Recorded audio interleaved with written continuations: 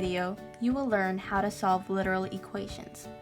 A literal equation is an equation that involves several variables. Let's look at an example. Solve for n. 15 equals 3n plus 6p. Let me tell you something. This isn't so different from solving normal equations. In the end, the goal is to isolate our variable. Since we are solving for n, the proper thing to do would be to bring all of the other terms except for 3n to the other side. To do that, I have to subtract 6p from each side. This lets me cancel out here and move the term here.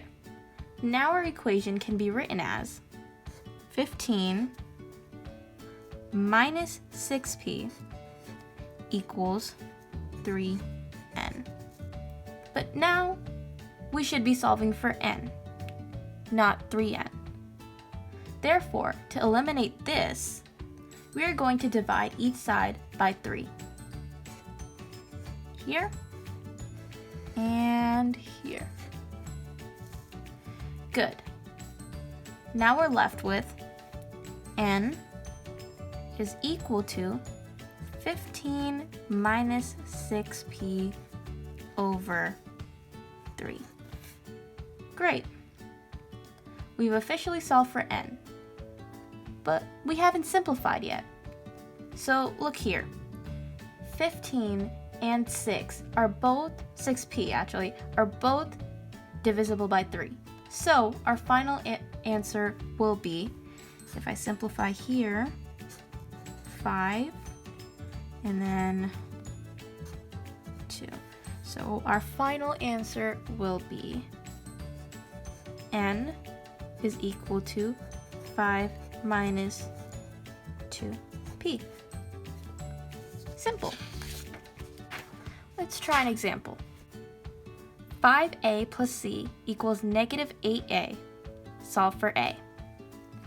Now we can bring the 5 over here. And negative 8 minus 5 is equal to negative 13, and we won't forget the a, of course. So we're left with c is equal to negative 13a. But we're solving for a. So we're going to divide 13 here to isolate the variable, and of course bring it over here as well. So now we're left with a, is equal to negative c over 13. Let's try another example. Q equals p times r plus s in parentheses. Solve for p. Now here it's pretty simple because we're solving for p and it's right here. So we can easily just take out r plus s and eliminate and bring that over here as well. So we're left with p is equal to q divided by r plus s. Let's try a harder one. 10ac minus x divided by 11 is equal to negative 3. Solve for a. Now this is a little tricky, but we have to get rid of the fraction. So in order to do that, we're going to multiply by the denominator. And that cancels out. And of course, if we're multiplying something on this side, we must do it on the other side as well. So negative 3 times 11 is equal to negative 33. So we're left with negative 33 is equal to 10 ac minus x. Now, look here. We're solving for a. So first, let's bring the other term to the other side. Plus x. So it's going to be 10ac equals negative 33 plus x. Now, to isolate a, we're going to have to divide it by 10c. So 10c, they cancel out. And the other side will also be divided by 10c. So now we're left with a is equal to negative 33 plus x over 10c. And notice this can't be simplified further, so that's just how it's going to be left as. Let's try a last one. This is a little different. It's more of a word problem.